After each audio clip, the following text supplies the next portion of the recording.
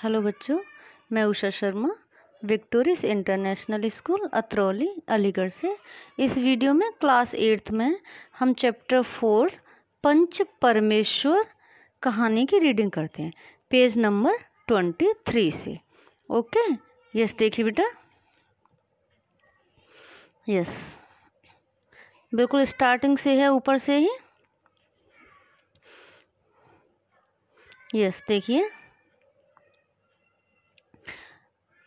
अलगू ने फैसला सुनाया कि खाला को माहवार यानी हर महीने खर्च दिया जाए।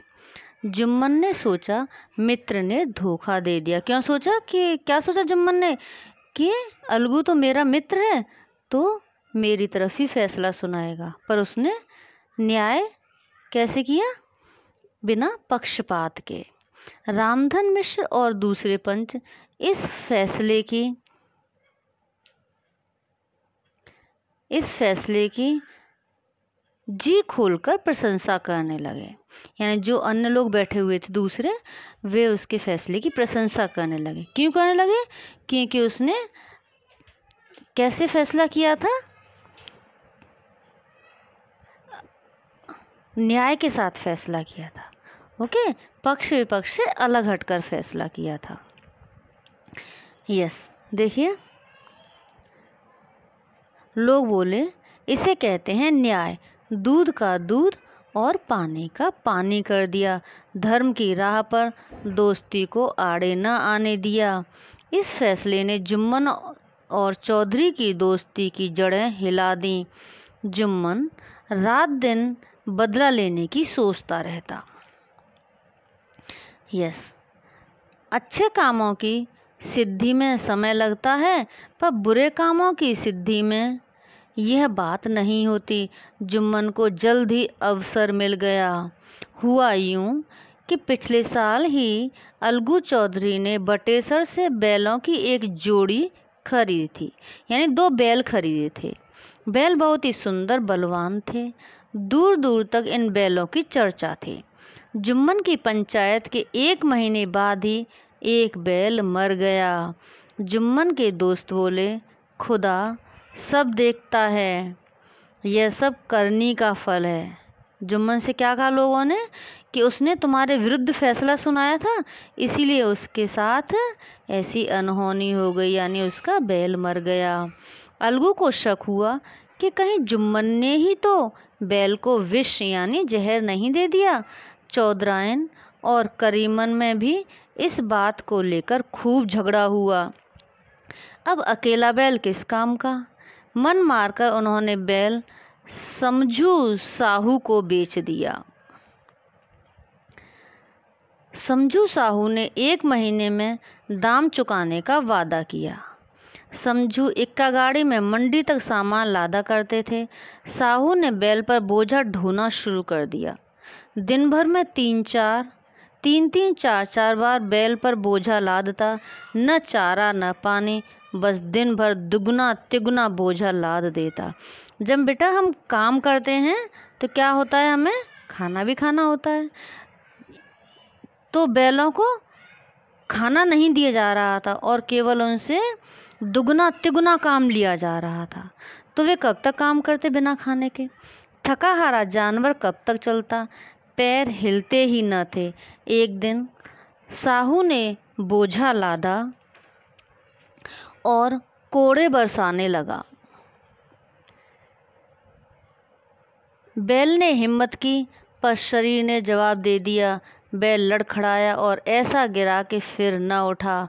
साहू ने बहुत पीटा, टांग पकड़कर खींचा, पर मरा बैल कैसे उठता? बिना खाने पीने के और ज़्यादा काम के कारण बैल मर गया। साहू ने बैल को खोलकर अलग किया। कुछ बोरे गुड़ और कई पीपे घी तो वे बेच चुके थे, पर अभी भी कई बोरे नमक गाड़ी पर थे। उन्हें छोड़कर कहाँ जाते? कमर में 250 रुपये बंधे थे। लाचार हो गाड़ी पर ही लेट गए। सुबह उठकर देखा तो रुपयों की थैली गायब और कुछ कनस्तर तेल भी न था। साहू सिर पीट पीट कर कभी बैल को कभी अलगू को कोसता रहा। जब उसके पैसे भी चोरी हो गए और कुछ तेल के कनस्तर भी चले गए, तो किसे गाली देने लगा? अलगू को और उसके बैल को। कई महीने बीत गए, साहू ने अलगू के बैल की कीमत न चुकाई। जब भी अलगू मांगता वह लड़ने लगता। मेरे सारे जन्म की कमाई लूट गई, तुम्हें दाम की पड़ी है, मुर्दा बैल दिया था, मेरा इतना नुकसान हो गया। तंग आकर अलगू ने पंचायत की। साहू ने जुम्मन को पंच चुना। क्यों चुना? कि उसे पता था साहू को कि जुम्मन इसके विरुद्ध ही फैसला करेगा। पंचों ने दोनों तरफ से सवाल जवाब किए, फिर आपस में विचार करने लगे।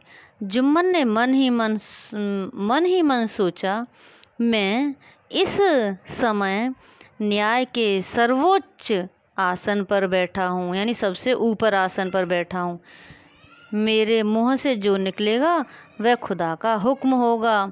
मेरे मन में कोई भी विकार नहीं आना चाहिए।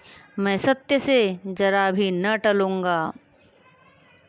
जुम्मन बोले, अलगू चौधरी और समझू साहू, हमने तुम दोनों की सारी बातों पर गौर किया। फैसला यह हुआ कि बैल बीमार नहीं था।